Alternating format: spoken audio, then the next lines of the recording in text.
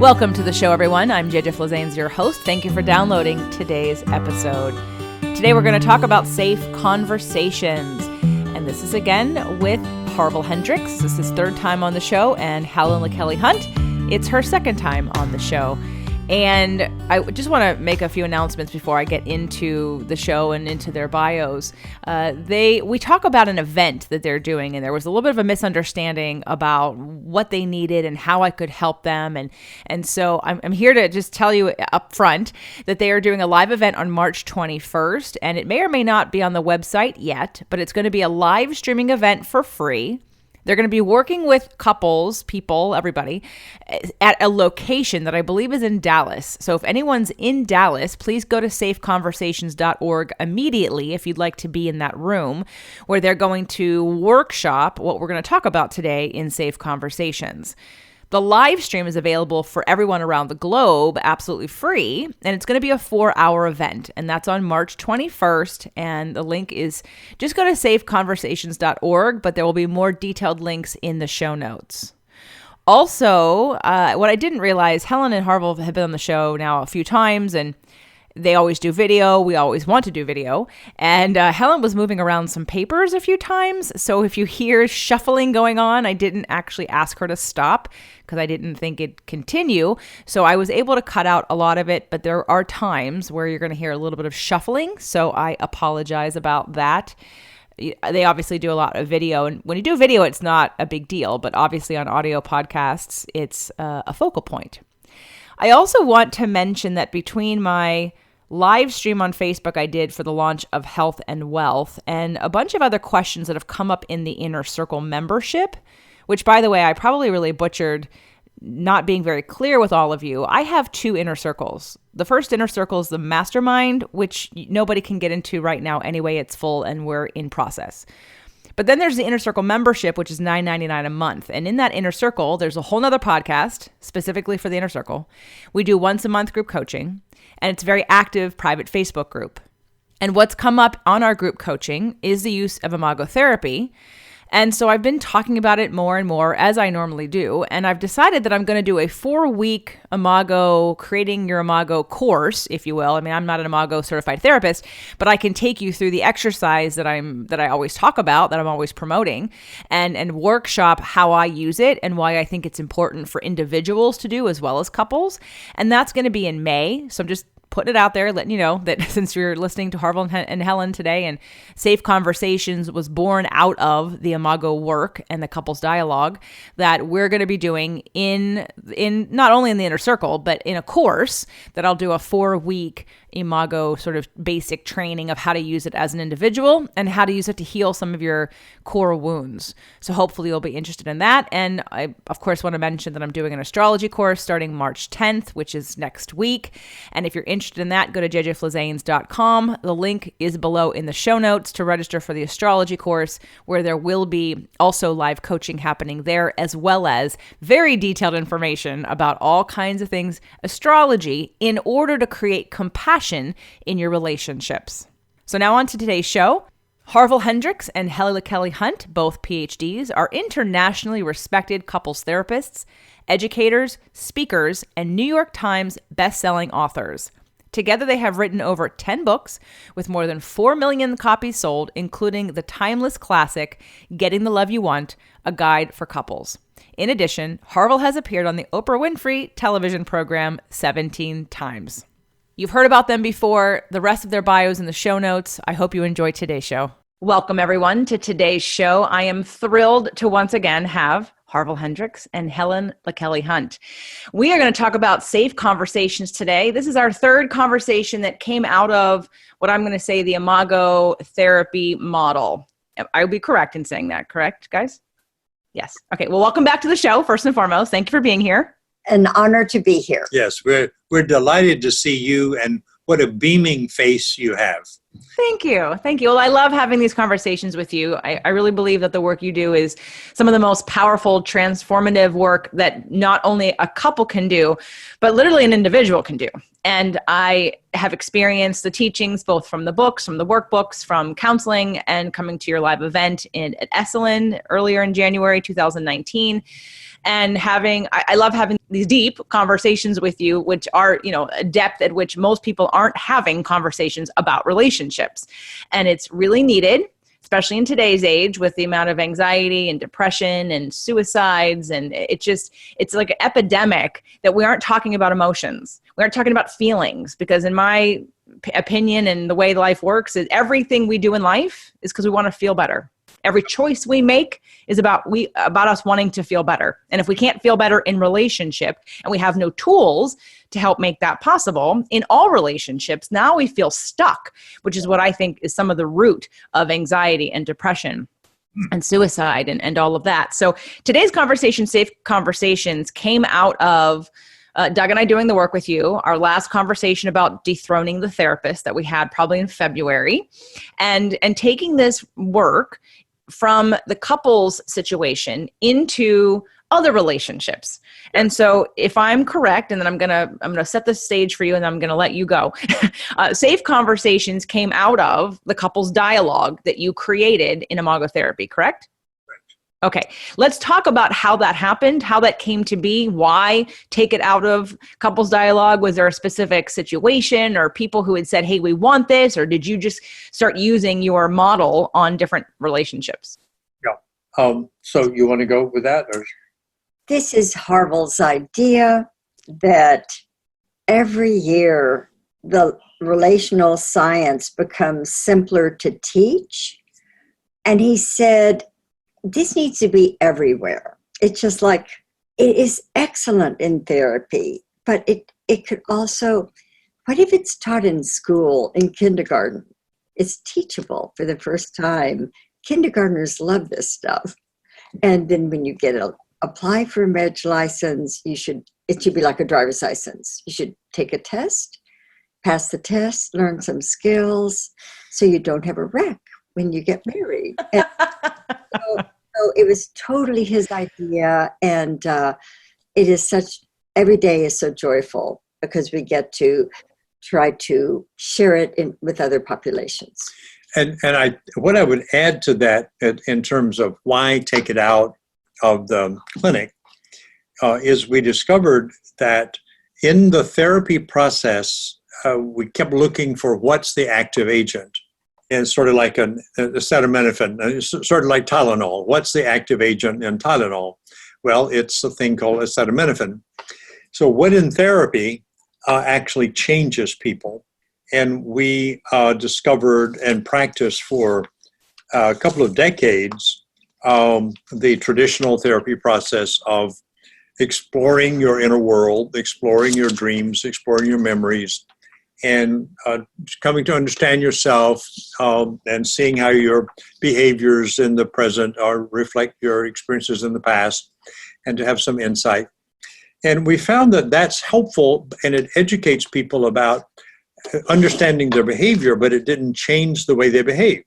So we finally isolated that what actually changed the relationship was not what couples understood, but what they did.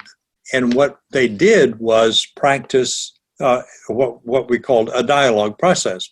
They talked to each other in a different way. And one day it occurred to me, and I talked to Helen about this, the dialogue, we can dispense with all the other therapy stuff.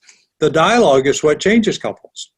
And in workshops, that's primarily what we teach people to do, and that's what they practice. And there are transformations in a workshop in one weekend. You went to a weekend, and you saw it's fundamentally not about the complexities of therapy, but about the practice of how to talk. So it occurred to me that this could be taught to everybody, and if everybody would practice a dialogue process, that we would change culture. And so we decided we would do a social experiment and start a social movement, rename dialogue Safe Conversations and start teaching dialogue under that name to everybody. And we're finding that our anticipation about that is true. We 2 days ago, we were in Austin, where the room was full of the heads of organizations and corporations, all different kinds of organizations and corporations.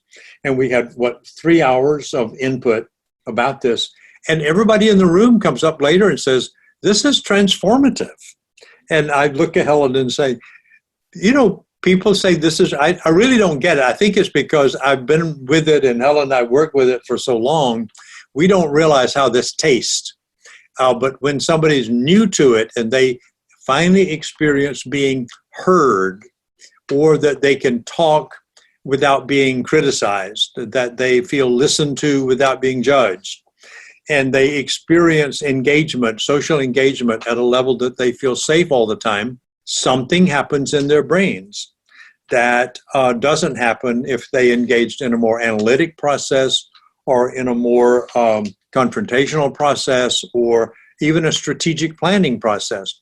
This is an engagement with another human being in such a way that you feel safe with them. And when you feel safe, so we're beginning to understand that safety is non-negotiable for human striving. And we've picked up on there's research on that by Stephen Porges that I'm sure you've probably heard of as a researcher. I forgot now where he is at the moment, but something like Washington University, some Washington University, and he moved around, and who spent 35 years studying the vagal system in the brain. And his outcome was the vagal system monitors the safety or danger of your environment. And when the vagal system says it's dangerous, then all you can do is be defensive and protective, but you don't thrive. And when you're safe, the vagal system says, hey, we can come out and play. It's okay, the sun is out. And a whole new set of neurochemicals are released, a whole new set of behaviors are released. You want to engage with other people, and it is, in fact, social engagement that makes a difference. Then everything in you works. Your immune system works. You have fewer illnesses. Your emotions, there's an affective flow instead of blockage and suppression. Your mind works better, and you'll live longer if you're safe in your social environments. So we said, well, not only do we want to bring this to the culture, this out of the clinic, but we want to insert it into the whole planet. So we decided to, it's sort of grandiose, to take on 7.8 billion people as our market. And social movements tend to take 40 years to produce a tipping point, big ones. Some take 70. The women's movement took about 40 years to reach a tipping point from 1848. What would that be? And then it was almost the end of the 19th century, and then it took another 20 years to get the vote. So that was a tipping point that finally matured into the vote. So we've looked at movements, and they tend to take anywhere from about 20 to 40 to 70 years to reach a tipping point in that ecosystem, in that population. So we figured that this will take 40 years to reach 3.2 billion people, which will be a planetary tipping point. And then we assume that the rest of the culture will roll over, and we will become a relational civilization, and we'll have moved the human race into the next stage of human evolution. Now, we won't do this by ourselves, obviously. We're simply one voice, and other people are lining up in their own ways to bring relationship into the consciousness of the culture. And we're doing it in different things, but one of the unique things we add to it is the technology of conversation. And we have that research has now on that has been done by a third party, unbeknownst to us, that establishes that there is a type of conversation that does what we talk about. It helps you connect, helps your immune system work better, your brain works better, you live longer. And so we've had, and this came out of Harvard, so there's now independent research that what we've been talking about as the power of safe conversation is in fact an empirically validated fact. So that we pick up steam on that and say, we don't even have to explain ourselves anymore. We just have to do this and get those 3.2 billion people into the Safe Conversation fold. So that's kind of what Safe Conversation is in a nutshell. We can leverage it out a little bit as we go. You want to add to all that? But what I would like to add is that I may be kind of the idea person here, sort of, and Helen is a co-idea person, so she does that. But what Helen has brought to Safe Conversations is knowledge about how to create and sustain social movements, because she's done 3 of them in the women's movement. So she works about 70 hours a week making this wagon run, and I work a similar amount of time on what the content is that goes on the wagon. Yeah. So we have this partnership of, I can put the watermelon, but I need a wagon. Helen builds the wagon, I put the watermelon on it. And we just hired somebody who actually now knows how to drive the bus. So we got a couple of vehicles, a bus and a wagon. But anyway, it's very joyful work. I mean, to imagine distributing something that would prevent so much unnecessary suffering, that's what I get to do. I go to bed each night. I may be tired, but I am so joyful being able to be married to Harville. Oh, what a compliment. And well, the beautiful thing is that being married to Helen is a privilege as well as a pleasure, because we are truly a polarity.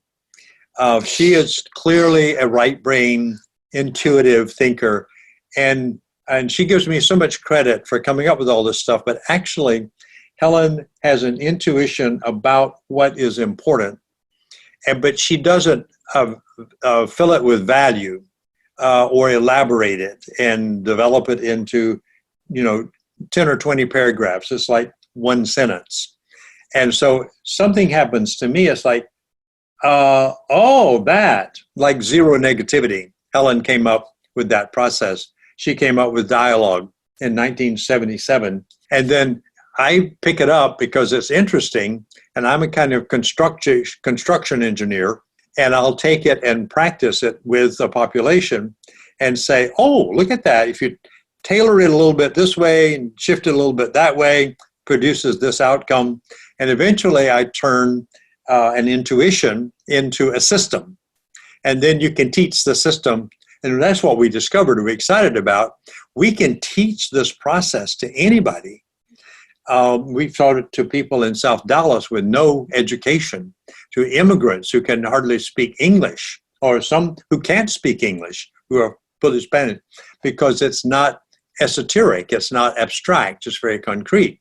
You say this, here's how you do the dialogue process. Is now a good time to talk? Let me see if I got it. Did I get it? Is there more about that? That makes sense, and what makes sense is, and I can imagine you might feel the empathic statement. You can teach people those sentence stems, and then they can talk with each other or other people about any topic. We don't care about the topic. We care about how you talk about the topic. And we find that people with varying political differences can talk without polarizing. People with different spiritual differences can talk without polarizing. And those two things usually always produce polarization. But if you hold them in the dialogue process, they actually transcend their polarization and begin to see each other's validity.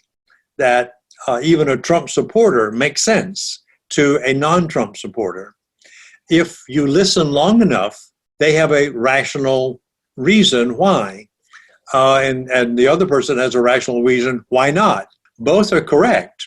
But if you listen to each other, you move to empathy instead of polarization. Then you can say, well, how can we work together to make a better civilization? But if you don't do that, then you just polarize, and then you add to the chaos that's already in our culture. So that's sort of what we want to do, is contribute to creating a way for people to do social engagement so that they connect and can communicate about and beyond their differences.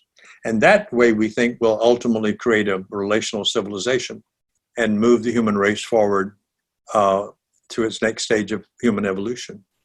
Somebody's got to do it.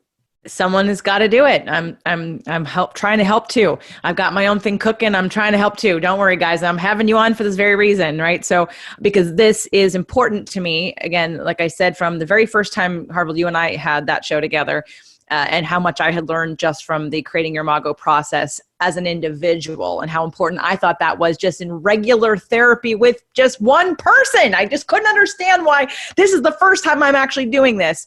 And it really changed my perspective about what was possible in both individual counseling or therapy. And then, of course, when you get into the dynamic of having the couples therapy. Now, and then moving on to the conversation that the four of us had about dethroning the therapist after we did Getting the Love That You Want at Esalen with you guys in January.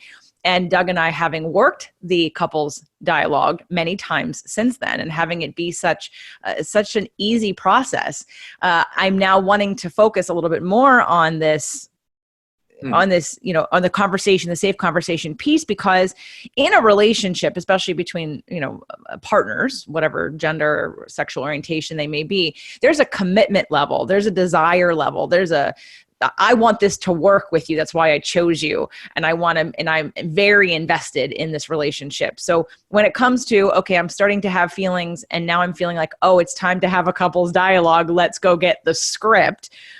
I want to, first of all, go from when using the safe conversation model, like I'd love to know how you teach it in corporations or with children, because, what point do you coach someone or let them know what the cues are that they're starting to feel triggered or emotions or they're in need of using the script? And are you still teaching that they always use the script? Yeah, what we tend to, our current methodology is a workshop, so that we have anywhere from about 15 or 20 up to 400 or 500 people in a workshop. And so that's a group teaching process. But in that process, we have what we call the dyadic conversation, two people talking, whether they are in a corporation or whether they're a couple. We have the script, and we say to them that they have to do it by the script, because it is, and I think this is a language that's helped us, is that it is a skill, and all skills have to be done precisely a certain way and have to be repeated over and over again. Like if you were going to play tennis, there's a muscle in the arm, set of muscles here. If you don't train those muscles, you can never get the ball over the court. If you hold a tennis racket when it feels natural, you will not play tennis. You have to hold it in a way that feels unnatural and hold it in place while you swing your hand. And if you hold it at the little tiny angle that requires, you'll always hit the ball over the net. But you have to practice until your brain does that automatically, rather than having to think every time, I got to hold my hand a certain way, because you can't really play tennis if you're thinking about playing tennis. You have to play tennis once your hand is automatic. So we think it's the same skill practice process in the dialogue process, so that we ask people not to worry about content. We'll give you a topic, or you can come up with your own. We don't care what you have to worry about. It's like, we don't care which tennis court you play on. We just want you to play tennis according to our rules. Now we know if you do, you'll win, or you'll get the ball over the net and you'll have fun. But if you don't, the ball will go everywhere and you won't have any fun, and you certainly won't win. So yes, we teach the script. People complain about that. You notice that, but as we have more and more languaged it as a skill, like a game, people get that because they've skied, or they learn tennis or some other kind of ping pong or whatever they've learned. And they know you have to be precise, do the exercise over and over again until it hurts. And then it'll integrate and you'll do it automatically. So we teach that in the old days in therapy, you had to do the same thing. People they sit down and they want to talk about their sex life. Well, I don't care what they talk about. You just have to talk about it this way. And eventually they found that the talking about it this way dealt with the issue of their sex life without them having to deal with the issue of the sex life. Because it was the way they talked to each other that created a sexual problem or an intimacy problem or whatever other the conflict. That process itself changes the relationship. And in the process, Helen pointed out one day that, and this was another one of your big insights, is that when you do the dialogue process, you also move back and forth in your brain from the amygdala to the lower brain to the prefrontal cortex, and your brain integrates. Yeah, and if I could add, there's one thing I would correct or say differently than you did.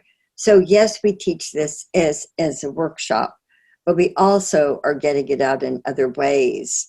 And because some people have been trained to do it, and they take it to their house of workshop. House of worship. House of worship, and they're working with maybe some couples that are struggling. Or there's the homeless population, low-income families. We are at the cusp of creating digital programs that are going to teach this. For example, in addition to the dialogue process, we talk about zero negativity. It's not what you say, it's how you say it. That you can handle any of your issues that you're mad about in a way that it doesn't land as negatively on who you're talking to. And if it doesn't land as negatively, they're more likely to help you solve the problem. Mm-hmm. And we really love the idea of zero negative families. In fact, our family was very, very, very, very troubled. Oh my goodness. We love teaching this, and sometimes we didn't do it at home. And there was a daughter of ours that said, okay, Harville's been on Oprah, so we want to go on Oprah and tell the viewing audience what y'all are really like and what our home is really like and everything. But anyway, so that's all turned around. And recently we got an email from her. We're all getting together on Christmas Day, and there's a reason that it's on Christmas Day. We're going to spend a week doing something really unusual. But she was the one that's this very same person said, now everybody who comes, we have to get a commitment to zero negativity before we come. We will have no negativity while we're together. Wasn't that something that yes. She did that? Because she just thought we were hopeless. And the family's hopeless. And the family's now all... So and I tell that story if anyone's listening and they go, oh, Harville's talking about this, that, and the other. Maybe that works for him and Helen and maybe their kids. But our family is yuck. Well, we had a yuck family too for a while. And it's turned around. The technology of dialogue and zero negativity, that's all. It's the two things that you really have to know to have a transformed relationship. So it is workshops, but it's also, we're beginning to get it out in other ways. Well, I want to focus a little bit on, let's say, workplaces and educational facilities with children. And when I asked, and I know, and I'm loving all of your answers. When I asked, like, how do you teach this? I meant in that, in couples therapy, again, that whole, like, they're committed to each other. So they're looking for ways to connect or do things differently, or how to handle when it doesn't, or when they don't feel safe, or when they have a problem that they want to talk about in a relationship between family members, between coworkers, between children. I believe that, or I would think that the average person would be less likely to say, to be able to acknowledge, to be in a state of in awareness and mindfulness, to be able to say, I think that I need to use this script with you right now to feel better about what we want to talk about. That's what I mean about bridging the gap between we're having a problem, here's a tool to help solve the problem, to here's a tool that we can use before we even have a problem. And then moving from, and I think, Harville, you did touch on this, about the idea that it's like practicing, it's a skill. So ultimately, you won't be using the script. But in the beginning, you are using the script. Can I go first? Sure. So actually, we do recommend it being used without saying it's a script. For example, Harville, every time we go to restaurants, he mirrors he goes, how are you, to the waiter? And the waiter will answer, and Harville will mirror him. I'm sitting there at the table, and he just likes to talk to the waiters. He always gets free desserts because he mirrors, and he's just, but he does all the sentence stems with the waiters. And you can act, and Harville gave this a name. It's called relational competency. At the checkout of Walmart, this stressed person is da-da-da, and to mirror them, and, if they say something to you, if you go, let me see if I've got it. We actually think you can spontaneously do this. Mm-hmm. And so the one other thing, and then I'll turn it over to you, it is so much fun to just do it and not say, by the way, I'm using a script. If you just do it, it puts you in another part of your brain, as Harville was saying. If you go through life from the upper brain, you release certain neurochemicals that the dorsolateral prefrontal cortex releases certain acetylcholine, norepinephrine, and it's the it's the Dalai Lama. It's the state. Dan Siegel, the most famous interpersonal neurobiology scientist, said, quote, "Tolerating ambiguity is a sign of brain health." Oh my goodness. And I called him, I said, I thought being smart was a sign of brain health. How can being dumb and not knowing, how can that be about brain health? And he began to explain it to me. But what's just come out is research that if you talk to people from the neocortex, that all the neurochemicals are so much calmer. It calms your body. And I've never seen statistics like this, JJ. It documents those people do not get sick as much as other people. You do not get the flu. You do not get colds and get run down if you talk from up here. And also they have documented you live longer. I believe it. But if you're mad, and you're agitated and anxious or whatever, anyway. Yeah. So the question about how to teach it in non-intimate environments, I think, is the question that you're asking. And it's not. It can be presented as communication and connection and relationships. I'm asking about all of a sudden you're going to, when we're first learning the skill, we have to have the buy-in to, I'm going to use a script. I'm going to talk in a different way. I'm not going to go back and forth. And then you also might have the complaint from someone that says, but what if I'm angry and I really want to let that out? And what if I'm angry and I want you to know what I'm really angry about? And I don't want, am I supposed to stop myself in the middle of this trigger? I'm not mindful enough yet to stop myself in the trigger to go grab the script. So that's what I mean, making those connections. Well, I think that the people say that, and I think what's the appropriate response to that is, I get it that when you're angry, you don't want to have to invoke a skill to deal with your anger. You just want to deal with your anger. And what we want people to grow into is that you could go ahead and do your anger, but then you're going to have to clean up the mess that your anger made. So you may want to learn, Helen has a famous phrase, because you can't control your first thought, but you can control your second thought. And that means your first thought is going to come from your lower brain, but your second thought can come from your prefrontal cortex. And so what we would teach is to pause with the affect and go to your prefrontal cortex and ask yourself, what do I want that I'm not getting that I'm mad about? Mm-hmm. So it's like the frustration we call it, the frustration is a hidden wish. But I'm not going to deal with the wish, I'm just going to deal with the fact that I'm not getting it. Assuming that if I yell at people that I'm not getting it, then I'll get it. Well, that's fundamentally the pathology of everyday life.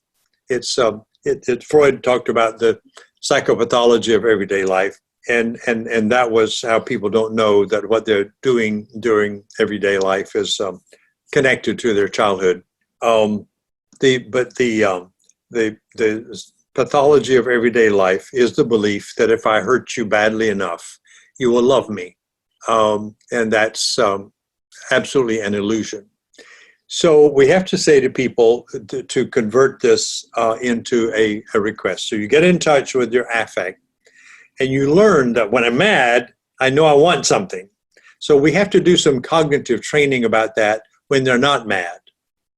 That's why we put them in a workshop, give them some information, and also give them a skill that is the dialogue process so that they know what to do. Most people don't, it's like, well, suppress your anger. They don't know anything else to do. So I'm not going to express my anger, but I don't know what to do.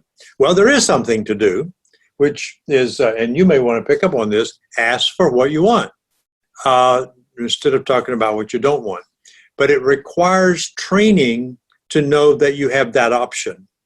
So when people then, this is why at the moment, if we go into a corporation, we use what we call a workshop model of 4 to 6 hours.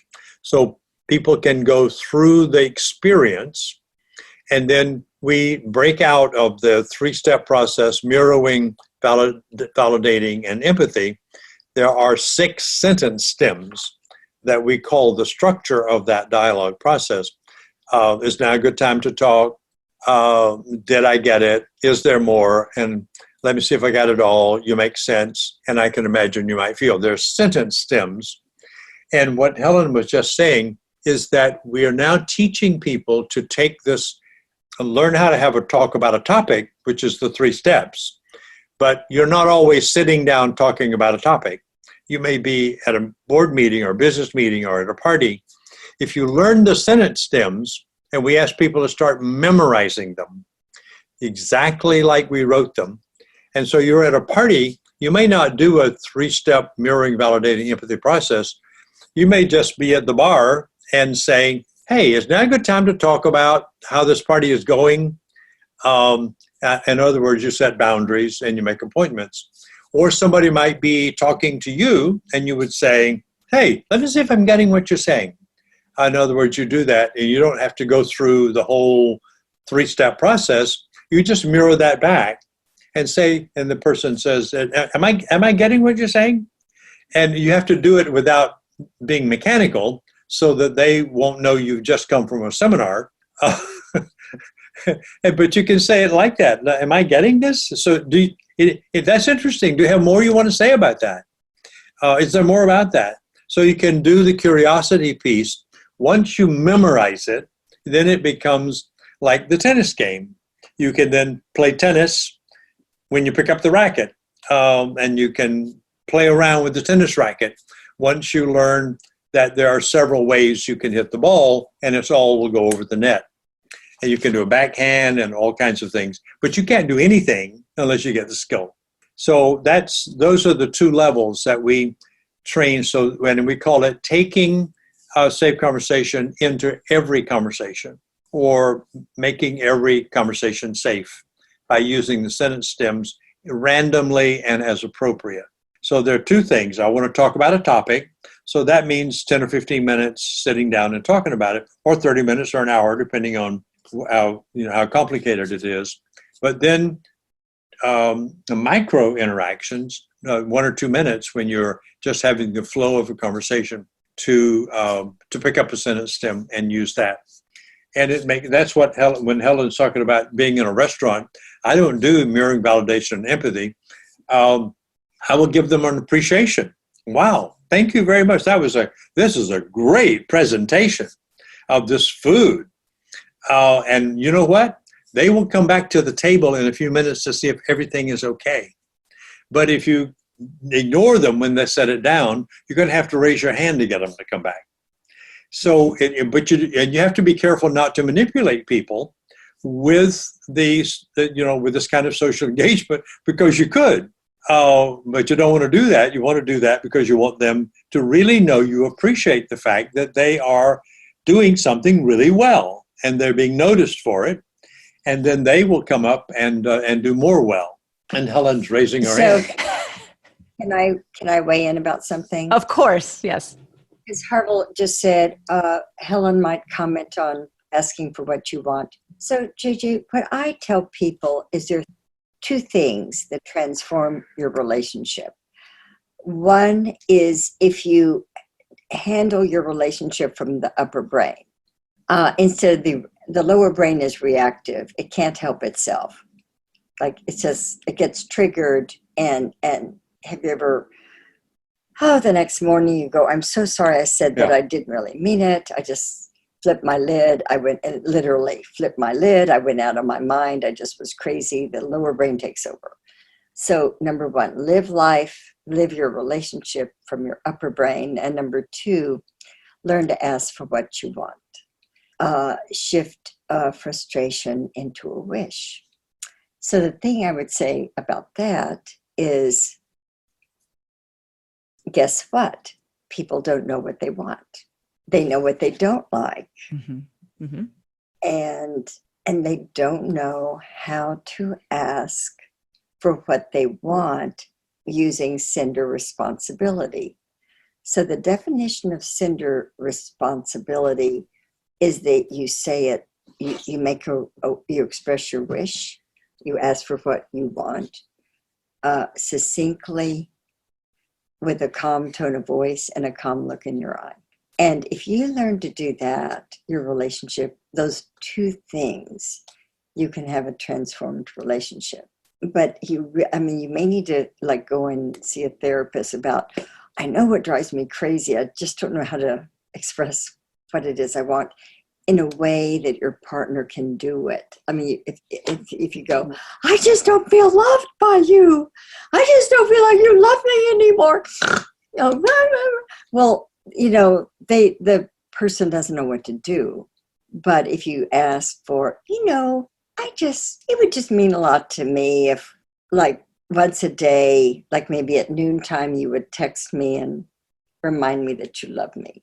Just do a little quick text, and that would mean a whole lot to me. Or something that the other person can do, because then they begin to feel.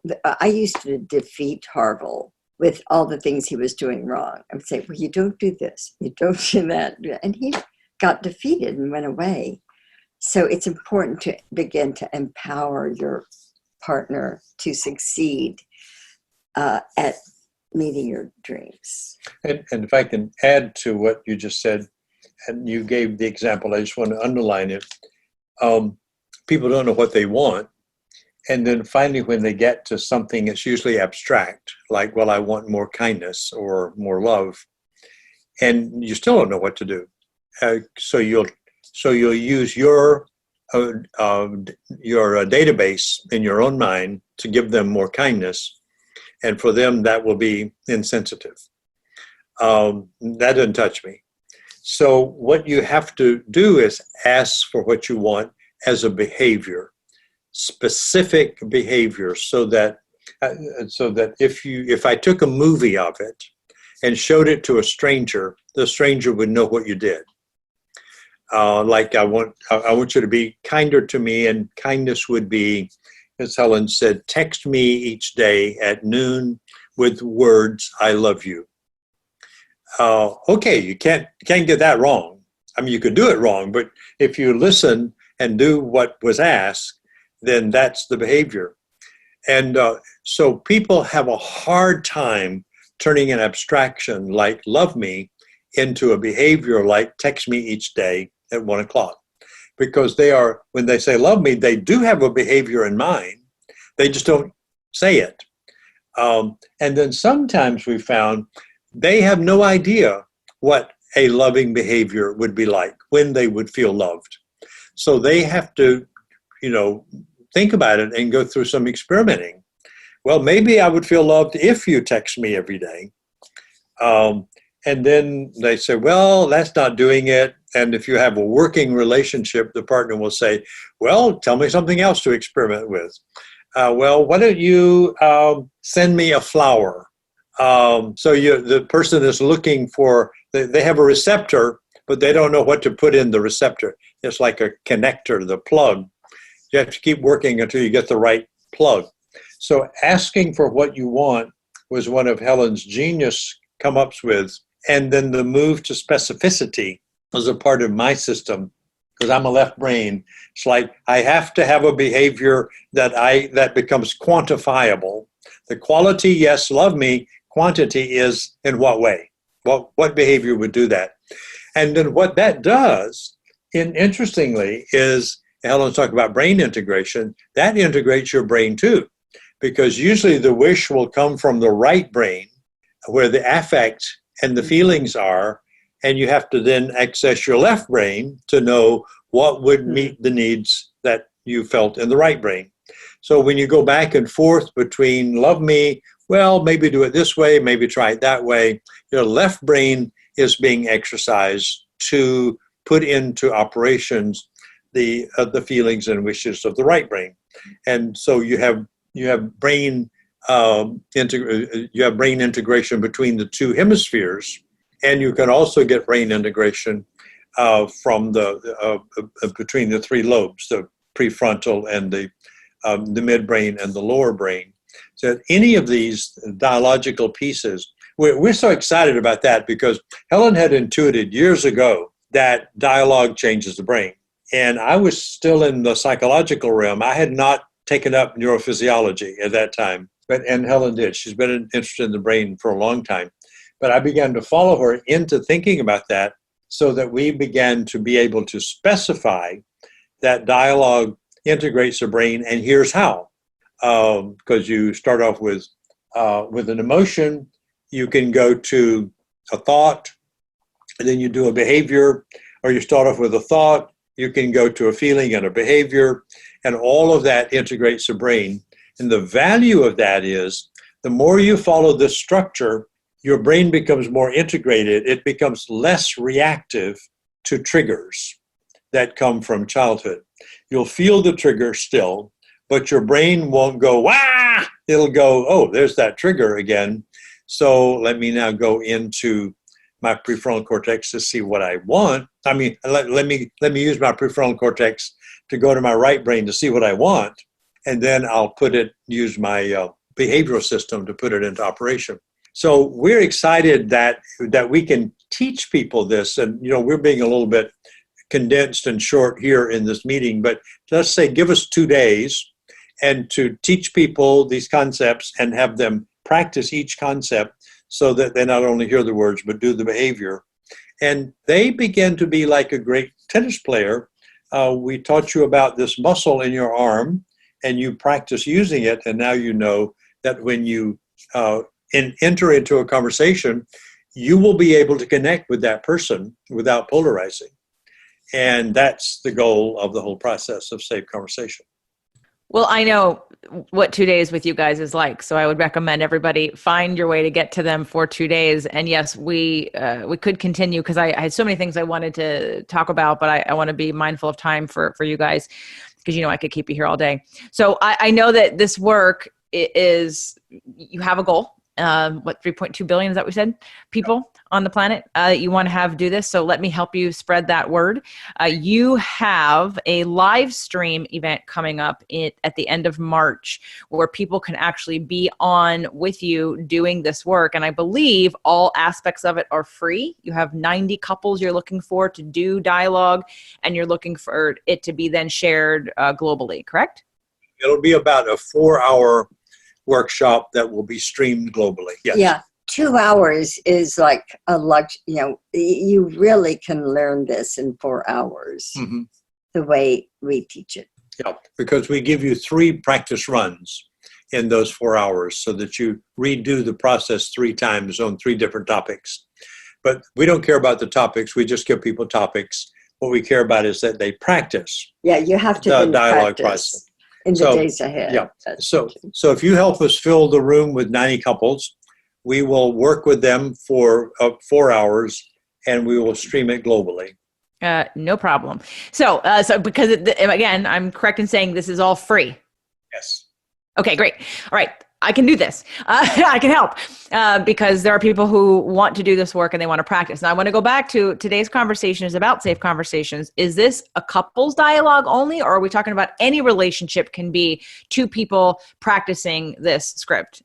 Yeah, it's any relationship. We have the couples was our, that's where it was all incubated. But when we took it out of the clinic, that was a couples practice, into the public. It's now going into corporations. We've just begun an opening into corporations. We've been into schools. We've been into congregations, houses of worship, all of where it's not, it may be dyadic, but it's not between just intimate partners. And we also have another thing that we call communologue, which is how to have a conversation in a group. So we can work with a group of 10, 20, 30, up to 40 people. 40 people would be about a 2-hour process. Better to have 20 people, but we can work with a group where they can learn to do this as a group conversation, which is really helpful in schools, where they can use it as a training process or as a planning process. Corporations, which are always having meetings, can use it to make their meetings work better, because if the meeting is safe, everybody's going to be more efficient. Kids in school, where the classroom is safe, learn better, make better grades. And so we're seeing this, and we have a project that's beginning in a hospital right now, where everybody in the hospital who interacts with the patients will use safe conversation with the patients. And so any ecosystem will be improved if they learn how to have a conversation that's safe. Then everything that's good about human beings can happen. If it's dangerous, then everything difficult about human beings happen. So we're hoping that this will eventually become the language of civilization. Well, I want to help make that happen. So let's talk about where people can find out more information to either become one of those 90 couples or just to watch and be part of the presentation and the teachings and the workshop. So they would go to relationshipsfirst.com. .org, thank you. Relationshipsfirst.org, or they can go to harvillandhelen.com. There'll be a link there to .org, so you can, either door will take you to the same place. Okay, so even though we have literally scratched the surface of the questions that I had, I think it's been covered. I just want to reemphasize that the reason why you branched out into safe conversations was because the amount of success and work within the couples dialogue in Imago therapy then needed to move into other relationships and other dynamics, because as you said, if you don't feel seen or heard, or not even at first seen or heard, you don't feel safe to even talk, then there's not connection happening. And I know that the basis of the work is to create connection, and that safety is a necessary part of that connection, no matter who it's with. And so I really appreciate and am excited about safe conversations and using this in more places. Now, I know people can get the information from a lot of the Imago therapy in the workbook, and you're getting the love that you want. Is there a book or a pamphlet or anything that people can buy or download on safe conversations if they're interested in learning more right now? There's a small book called The Space Between, and you can get that from Amazon. It'd be a wonderful end of the year gift or beginning gift for 2020. Start the new year learning to know there's a space between two people, and the quality of your relationship is not about the person you're talking to, or it's not about you. It's about how two people handle the space between. Okay, so everyone get the Space Between on Amazon and sign up for the relationshipsfirst.org live stream retreat happening at the end of March in 2020. More details, make sure to go to relationshipsfirst.org. Check the links in the show notes. That will lead you there. There will be a direct link there as well for you to sign up. So everyone check out relationshipsfirst.org. Sign up to be part of this. I will see you there. Harville and Helen, I know there's more to talk about. So hopefully when you guys get your show up and running, we can have you back on and try to help promote the show that you're going to be doing in the near future. I'd love to help you get that going too. I'll have you on our show. I would be honored. I would love it. Yes, wonderful. That'll be fun. Yes. Thank you again for both being here. We appreciate you, JJ.